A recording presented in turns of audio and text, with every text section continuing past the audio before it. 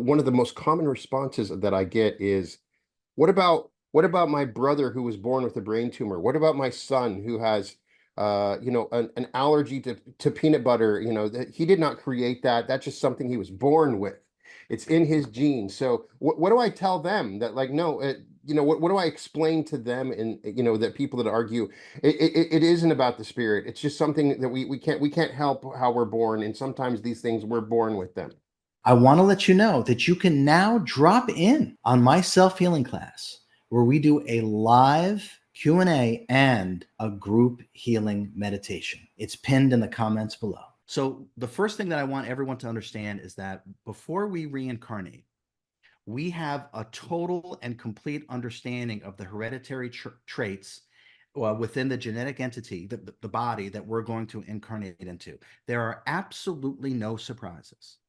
Okay, we are not a victim to genetics. The only time we're a victim is when we're a victim of our own perspective and we just can't see deeply enough.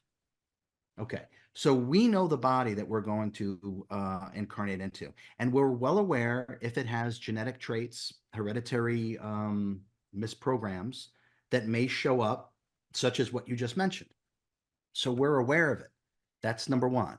Number two, it doesn't matter what's going on in terms of hereditary traits or genetics, because the occupying sentience within the physical vehicle, once it gains dominion over the body-mind complex, can completely and utterly rewrite hereditary traits and genetic imperfections. Now, most of us are certain, well, not most of us, none of us are taught how to do this. Well, now we are taught how to do this properly. But once we gain dominion over the body-mind complex, it doesn't matter what the genetic lineage is, what the hereditary traits are. The occupying sentience, the soul that's within the body, once it gains dominion, can completely rewrite everything. We change our genetics from moment to moment based upon our frequency and vibration and the way that we're operating. No one is a slave to genetics. We know the body we're going to incarnate into, and we can completely transcend them when the I am takes over the incarnation.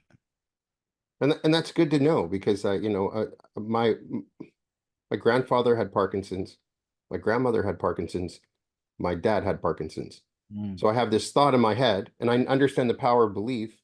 The biology of belief, that amazing book just finally gave me the idea that, okay, maybe I can escape from this idea that genetically I'm predisposed to have Parkinson's, right?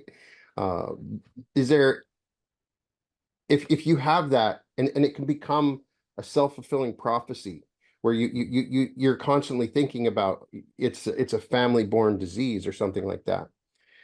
Is there and I'm dealing with a tidal wave of past experience and times I've thought about it, sitting with my parents thinking about it. So how can I push back the wave of that and start afresh and start to reprogram my genetics? Is there a way to start doing that? Absolutely. Absolutely. Okay. Let me sum up reality creation in one word. We create reality based upon what we believe to be real and true. And that's it. That's it. Existence itself is a blank canvas. It's only what we believe to be real and true is what solidifies things into a tangible experience while incarnating the lower frequencies of the physical universe. So it's completely and utterly up to us, without question. Okay. But there are universal laws that are set into the program we can't fight against, like the laws of gravity, right? So those laws, are they built into our genetics? Are those attributable to some universal laws that there are things I can't overcome? Or can I, if I'm born with white skin and I want to have black skin, I can't change that. I can put some makeup on, right? But I can't change the programming of my DNA to change the color of my skin. This is who I am, right? So that's a universal law I have to accept, is it not? It is not. Okay, so no, not from my experience. Okay, let me just give an example about.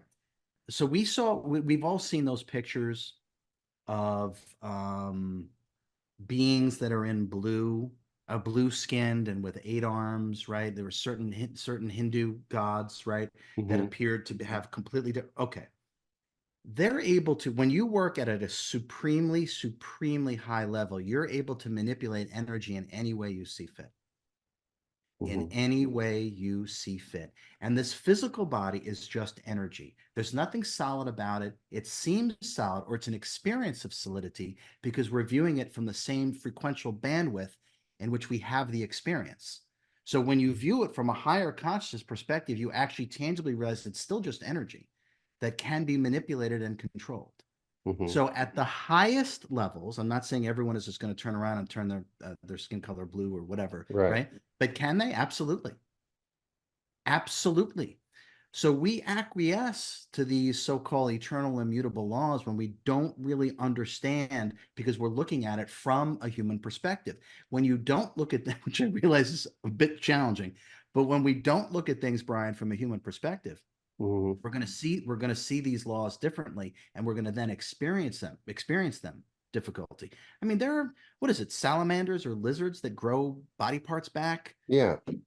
Okay, so so there's nothing that we can't do when we operate literally at the highest levels. So that's important. And when you also ask me, how do we start to rewrite our genetics? It's very simple. We do one of the instantaneous meditation magic tricks.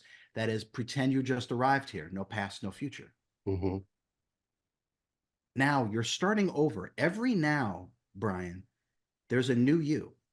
Now, the only reason, and I've said this before, and I'm going to really go into this in the workshop, if we're sick in this moment, right, and then the next now happens, the only reason, believe it or not, that we're still sick is because we completely and utterly expect to be sick in the next moment, because it's literally a new you every single now.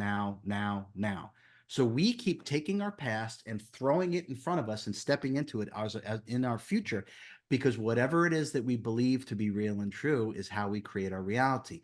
Through detachment and non-identification, we can actually stop that entire process.